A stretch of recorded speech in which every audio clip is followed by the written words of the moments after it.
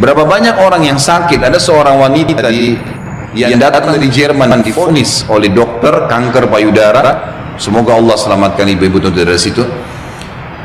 Itu divonis oleh dokter, ini sudah nggak bisa, sudah sangat ganas, dan ini menurut medis kalau tidak salah itu kisahnya tinggal 2 minggu umurnya.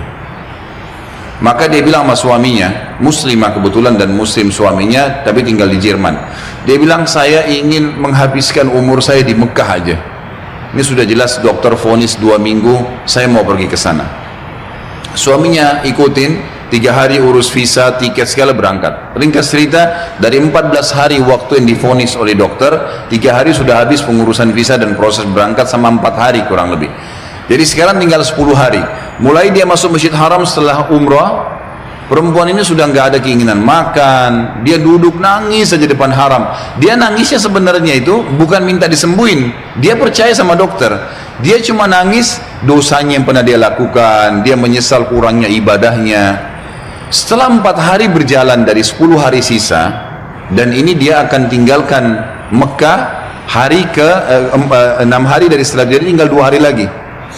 Dia pun didatangi oleh salah satu marbot masjid, wanita muslimah pakai cadar. Di Masjid Haram memang ada petugas-petugas wanita ngatur shaf pakai cadar, dekatin dia, tanya dalam bahasa Inggris, kamu siapa, cerita, kenalan lah. Kemudian diceritakanlah kisah dia. Si muslimah marbot masjid ini yang umurnya masih sangat muda tersenyum lalu berkata, wahai saudariku, kenapa kau begitu yakin dengan vonis dokter? Bukankah ada orang yang sehat juga mati? Bukankah juga ada orang yang sakit mati? Kalau ajal sudah datang, Allah SWT panggil pasti mati. Kamu ikhtiar apapun tetap sama. Tapi dalam agama kita dianjurkan ikhtiar. Coba di sini di Masjid Haram, selain doa yang kamu lakukan, kamu bisa minta disembuhkan. Ada air Zam-Zam yang dijanjikan oleh Nabi SAW, sebagaimana sabdanya, Zam-Zam liman syuribalah. Zam-Zam sesuai dengan niat orang yang meminumnya. Kenapa kau tidak coba minum Zam-Zam itu, berdoa sama Allah? Kata perempuan ini, saya seperti baru dapat air segar yang sudah dari dalam keadaan saya luar biasa hausnya, bingungnya, nggak tahu harus ambil langkah apa. Dia bilang, baiklah kalau gitu. Dia bilang, mulai semenjak itu dia minta sama suaminya ditunda beberapa hari pemberangkatan sampai hari ke-13 lah dari 14 hari itu. Dia bilang, tiap hari saya cuma minum Zam-Zam, nggak makan, nggak minum yang lain, tiap hari sambil berdoa kepada Allah Subhanahu Wa Taala. Pasrah udah, apa yang terjadi sudah berdoa sama Allah. Hari ke-13 dari 14 hari itu dia pulang ke Jerman. Dari bandara langsung ke tempat dokter, telepon dokternya, dokternya sudah siapin ruangan ICU, mau dicek segala macam dan seterusnya. Begitu tiba di sana, dicek, difoto, dokternya kaget.